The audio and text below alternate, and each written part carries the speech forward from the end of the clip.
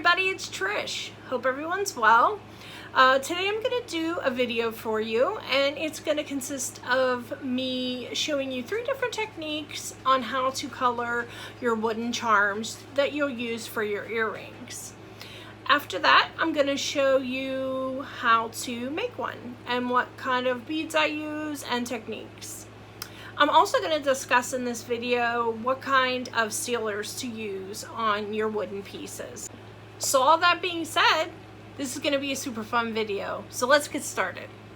So we're going to start out here with me showing you some of these beautiful charms that you can get now at jewelloom.com. This one is the daisy. You can see how she put holes at a hole at the top and then 3 holes at the bottom. You certainly could dangle things off there, or also utilize the open leaves to do some unique things with it. I've also got a leaf, super fun, a lotus flower, a feather, a sunshine, and that one's cool too because it has the 3 holes at the bottom, and my favorite, the beautiful butterfly. And you can see this has a lot of detail to it, okay? And I'm going to show you how to color that detail. It makes it nice to really give it a lot of depth. So we're going to get started. I have 3 techniques here I'm going to show you as far as coloring goes, and then I'm going to show you how to put some of the earrings together, and just simply, you know, so it's as easy as possible. So what we're going to start with here is our sunshine. Okay, so we'll get our color pencils out. These are the color pencils that I use. Okay. And so what I want to do here is I want to pick 2 colors that are close in the color family. So I'm going to pick yellow and orange. And I'm going to start with the lighter color in the middle. Okay, and it's just as simple as starting to color it in. I use the side of the pencil and the light touch because I don't want it to get too dark just yet. I want to see kind of where everything goes, and I'm gonna work out here just a little bit between these sun rays, just like so. And you know, the sky's the limit on this, guys. You could use as many colors as you want, and just really make them sing. But we're going to do it kind of simple today, so that way then beginners and advanced can do this. Okay, and you can see how that's kind of looks like it's working its way out from the center. Alright, I'm just going to go between those rays. Now, don't go down inside to the cutout spots. I don't recommend that. I think that the color doesn't do as nice down in those. Those are much prettier if you just leave them the way they are. So now I'm going to pick up my orange, and I think I'm going to go in here, and I'm going to do orange in this ring going around the sun to kind of give it a little bit of a pop.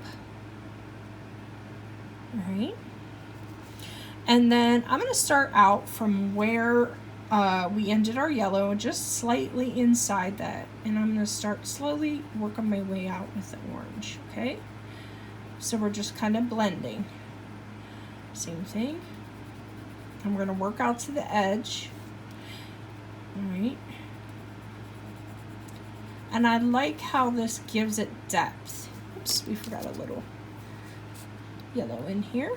It gives it depth, really, guys, by using multiple colors, and it gives it a really cool look, in my opinion. Okay. We're just working out to the edge. Blend, blend, blend. That's the name of the game here. All right.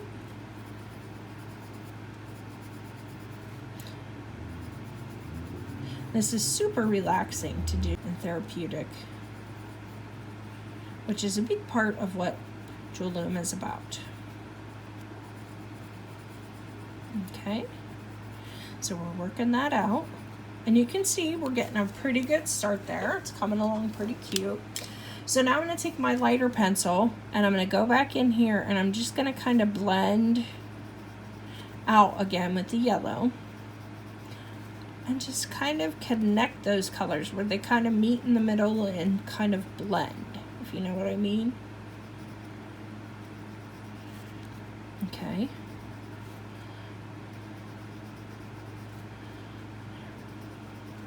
So once you do that again and you're blending out into that orange, just trying to avoid a harsh line. You can see how that's coming along for us.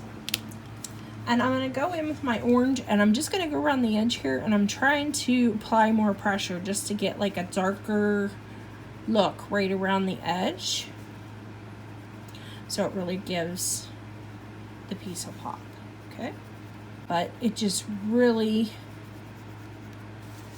makes the pieces sing.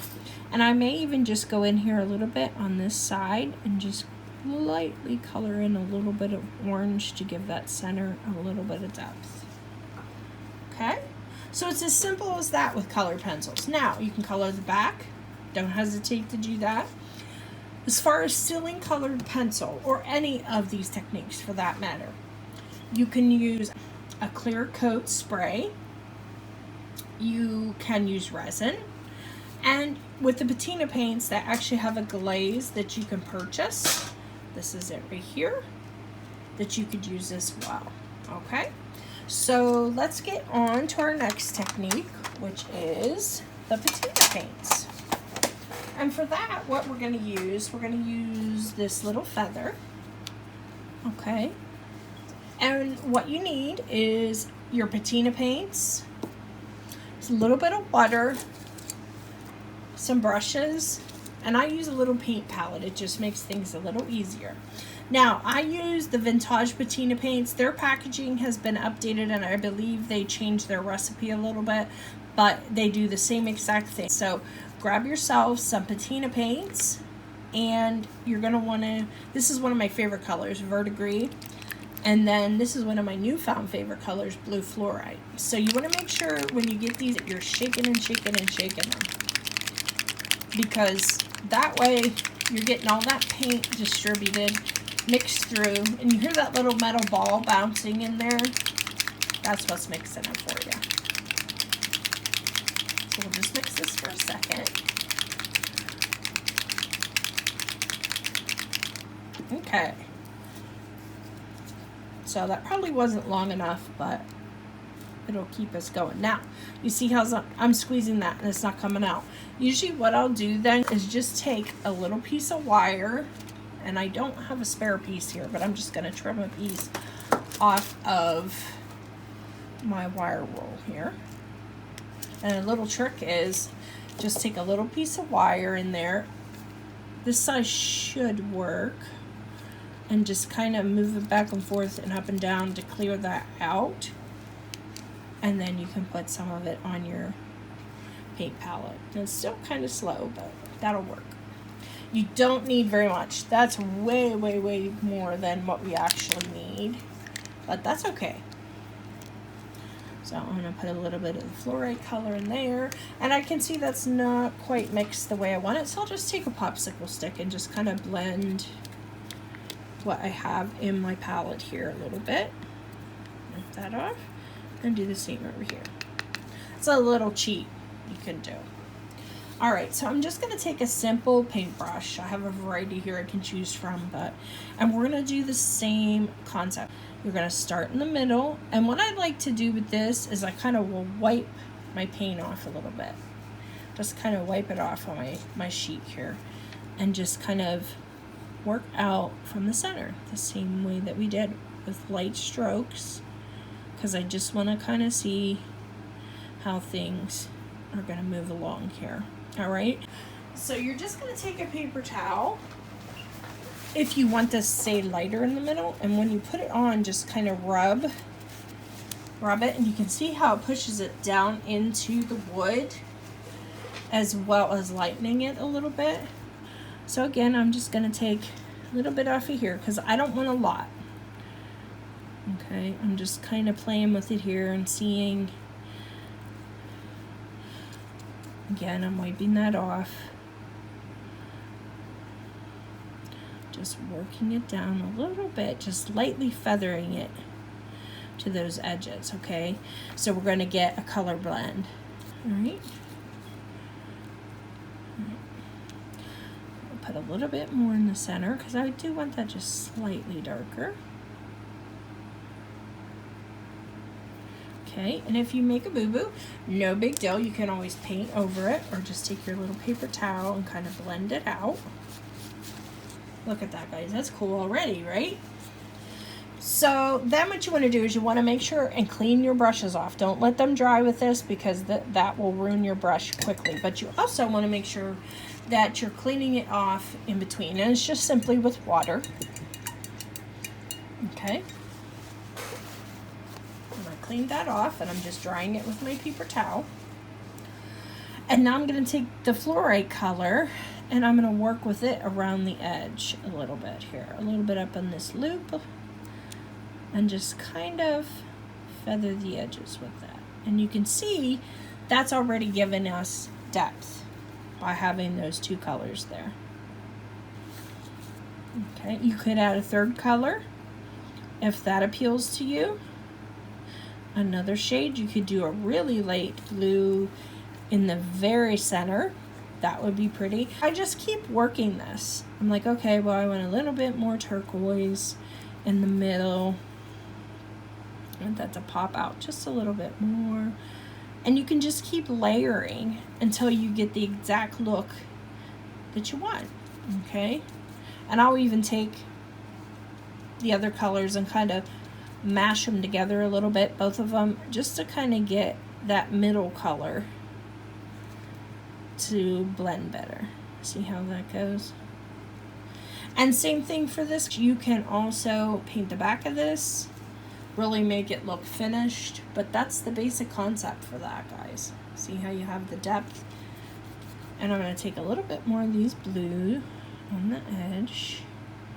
And that's what I do. I just keep layering it until I'm happy with the way it looked. And again, you can seal it like we said. There's lots of ways that you can seal these wood pieces. So there, that is our feather. All right, so I'm going to put this in water, my brush, and we're going to move on to the alcohol inks. All of these are very simple techniques and anyone can do it. It's just a fun way to play around with these gorgeous little pieces. So I'm going to move this off and out of the way, put it with our sun.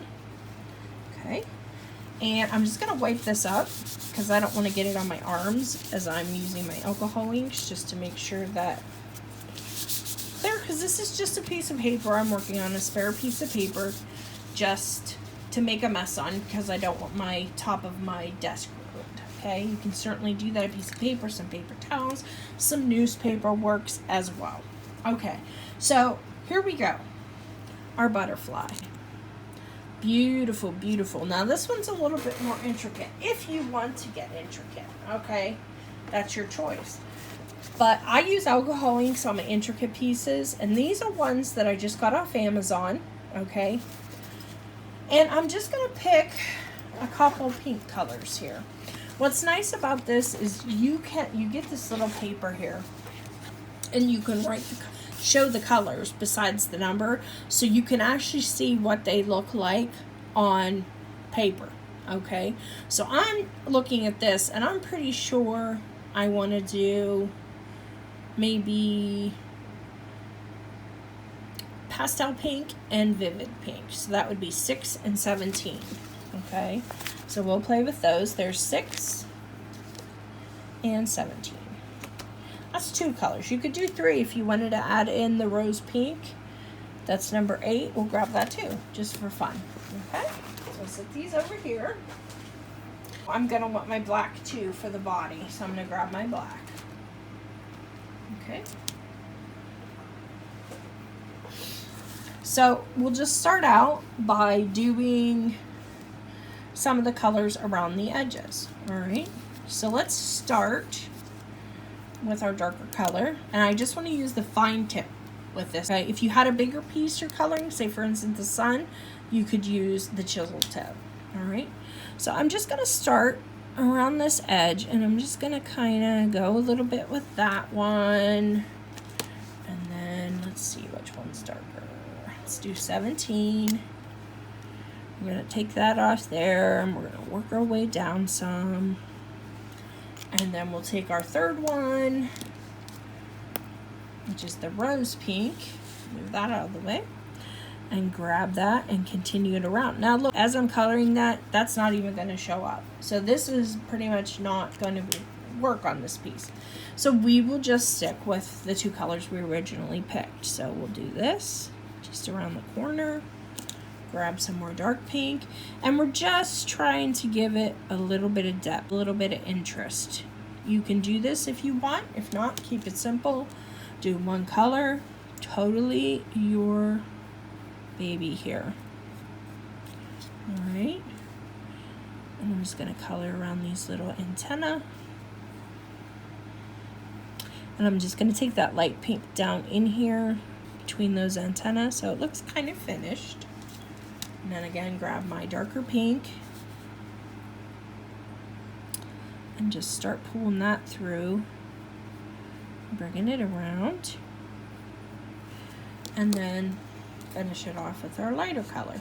This is just kind of a variegated way to do it. And what's nice, guys, with these alcohol inks, I can grab into where I just colored that darker color and kind of pull it into my light color if I want, just to kind of make sure everything blends and there's not a sudden stop of the color. The other thing you can do is use the blender pen that comes with it.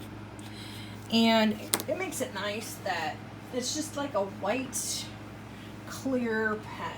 It's usually number 0 in the package, okay? So it's the same concept. We're just gonna grab this, we're gonna blend this down, kind of make this look like, you know, it was all connected. It's not gonna have any sudden stops or starts. And that just works perfectly and just really gives you a pretty look, okay? So that's another concept. I always write after I'm done with it because I don't want that color stain on there. I just kind of rub it off. So here we go. We're going to go in with our pinks. Maybe I'll grab a little bit of purple to put in the middle too. So here I picked up this color and I'm just going to start coloring in areas. Okay. I'm going to do a little purple there. I think I'm going to do a little purple up here, maybe some on this. And just play with it and have fun. Okay, there's our purple. And let's do some of this dark pink in different areas. Do him out here. Do some toward the center here. And you can see how these are kind of divided in little pieces. That makes it really cool looking. It gives you an opportunity to really add depth to the pieces, you know. And then we're going to put some purple in the center here. And again, you can go in, you can blend, you can, you know, just the sky's the limit. And where's my light one? There we go. Let's put a little bit of light here and maybe in here. Kind of spread it out a little bit so you get a little bit of purple there, you get a little pink here, you know, just to kind of give it that depth. And I'm sorry if I'm moving my piece around a lot. That's just how I kind of color and go here. But that gives you the idea. You can obviously use different colors. A teal would be gorgeous on here. I think I'm going to take this little bit of pink that I put down here. I think I'm going to take my purple and just color over that one. You can do that with the darker colors. And it made a little bit lighter of a purple, but still looks super, super cute. So I just grabbed some fire polish, a couple pieces out of the check glass bags that Jules sells. Here's one. I've used a lot of these, but she has a variety of colors. There are awesome pieces of check glass in here that you could use to make earrings for days. And then this is one of my favorites right here, that one in the turquoise. So, and I just have a little bit of fire polish, guys, too. So I'm gonna take wire, okay, and we'll start with our sunshine. How about that? This is for our feather. And I'm going to grab some gold tone beadle-on German style wire. And I'm just going to cut off maybe, I don't know, 8 inches. That's way more than we're going to need. But hey, it's better to have more than less. And I keep missing that. Here we go. So once you do that, you're just going to warm up the wire with your fingers. Get that straightened. Okay, and we're gonna make the little charms from the bottom here. You don't have to use head pins. I'm gonna show you how to not use head pins. So if you just have some spare wire hanging around, you can certainly do that. I'm just grabbing my tools here. I need my wire working tools now. So I'm going to start out simply by making a loop on the end of the wire. Actually, let me flush cut that a little bit first, okay? And then take that in the very tip of my round nose pliers. Move this out so you can see it. And I'm just gonna roll it around on top of itself twice until I come back to the part that I started, okay, right here. And then I'm gonna take my chain nose or my tweezer pliers and I'm gonna bend this just like so. Almost looks like a golf club at this point. And then I'm just gonna take this wire. I wanna cut this end off here because that's not gonna work. So let's cut that off. And I'm just gonna take that wire and I'm gonna take it down and I'm gonna gently bend it and put the end back through the loops on the bottom, okay? And then I'm just going to take my chain nose pliers and my wire straighteners, just so everything stays really nice, and just give that a pull. And I'm giving it a good tug. I'm going to move in closer, give it just a little bit more oomph. I want to go too crazy on it, but you want that to kind of knot up at the bottom, just like so. And then I usually will come in and I'll just kind of straighten it out a little bit, get it level with the wire, and there is your own head pin you just created. I'm going to take this wire straightener and just go over this again.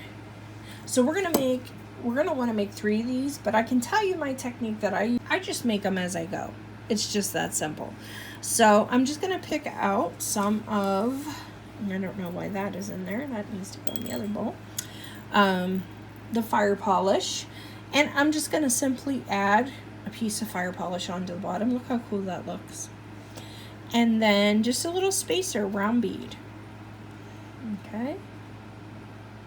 You can add as much as you want, as long a dangles as you like. So I'm just going to do, let's see, I did an orange, so let's grab a yellow. All right, so there's 2. And then we'll put 1 more ball on top. How about that? That'll give us a really pretty dangle there. Okay, so simply for me, I'll show you what I do to make my life easier. I use this little tool here. It's a 1-step looper. And you just put the end of the wire through that, feed it through, up to where your beads are, and I always back off just even a fingernail length so I don't crack my crystals, and then just squeeze. And that is your first dangle right there.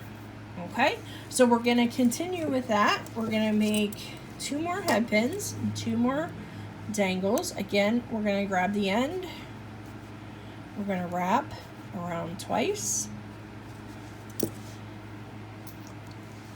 and we're going to bend into a golf club shape, and then take the end of the wire and put that through those circles of wire at the bottom, just like so. And then we're going to grab the wire and pull that. Okay. And there we go. There's one more. So we're going to do, for the one in the middle, we're going to make it slightly longer, and we're going to start with the yellow on the bottom. Okay. Oop, I'm going to need to trim that end off. It has a little bit of a indent, and the beads don't want to go over it. So there we go. Just take your fire polish. You can even put some daisy spacers on if you like. Oof. Come on. So we're going to take that and then a piece of our orange. We're going to do 3 layers here with daisy spacers, okay? Because we did 2 beads with the rounds on the other one. This is the center. So, and then grab another yellow.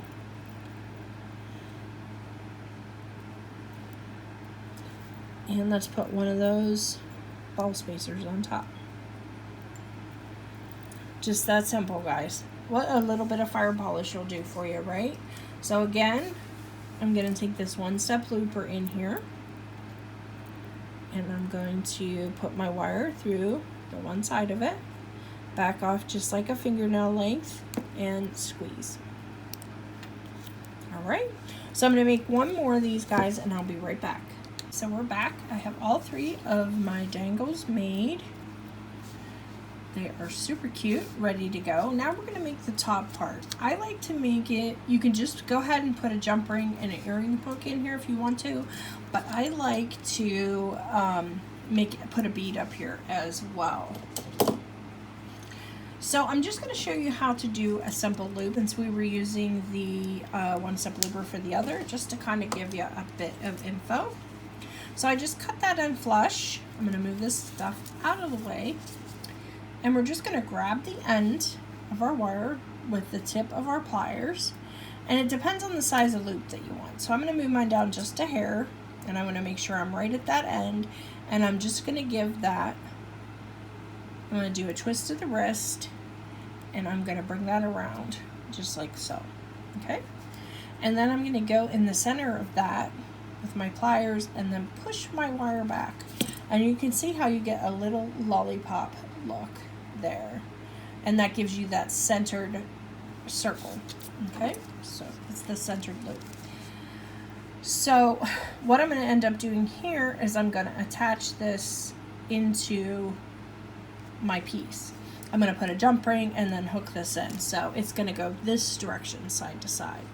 So looking at this, I want to build a top for this, and I don't want it to be too high, only because it'll already be a bit of a long earring, but it's up to you for the sizes you desire, of course. So I'm just going to put a fire polish, can't go wrong with fire polish, a daisy spacer, and these are just things you have in your stash. And like I said, for the check glass, those mixes are golden stuff right there. So there you go. And then another, I'm going to put a big piece of fire polish on the top, another daisy spacer, and another orange. Okay, just as simple as that. Okay, there we go. So what you can do at the top of this, you can make a wrap loop if you like the look of that. I'm going to go ahead and do that. I'm just going to take my pliers, bend it over to the side, bend the wire over to the side, grab my round nose pliers, put those in, and this is how I do it.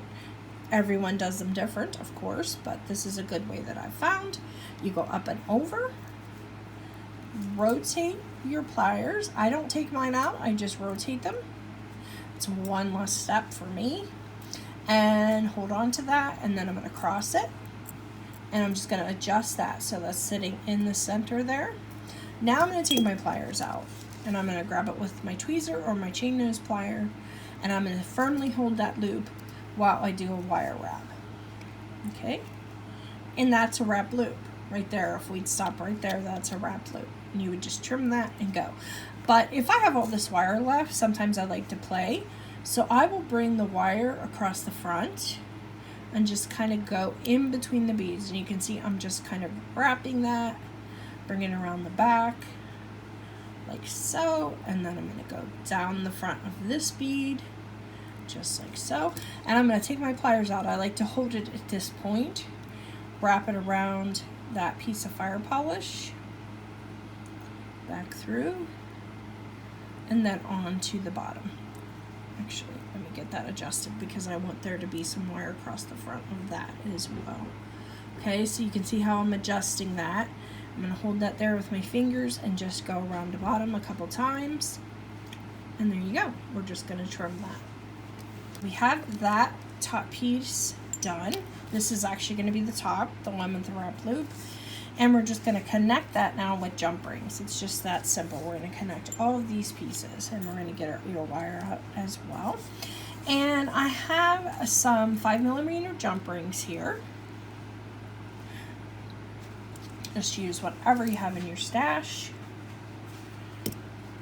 And I'm going to connect to the bottom of the top that we made there. And I'm going to put this through the hole on my sun. Grab one side with my pliers, grab the other side with my chain nose, and we're going to go front to back and close that jump ring up right there. And you want to make sure that you're doing this front to back always, guys. Don't go side to side or you'll have a mess on your hands. So there's our top piece. We can go ahead at this point then and add on our ear wire. Guys, as you saw that flip, that's plain on the back. Color it to your heart's desired if you like. So I'm just going to open up my ear hook, put that in there, close that up front to back, and now we're going to add on our dangles. And I know I want the longer one in the middle. This is quite the earring. So if you don't like long earrings, scale back. You know that. You can just make it your own. But I like long earrings, so I'm just going to open my jump ring and start by attaching our charms. Just as simple as that. Okay, just work it back and forth until we get it right where we want it.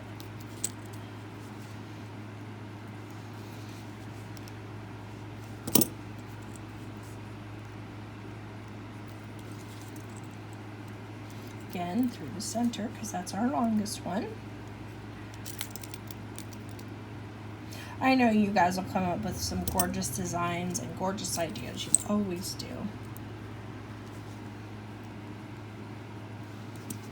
Okay, and our last one.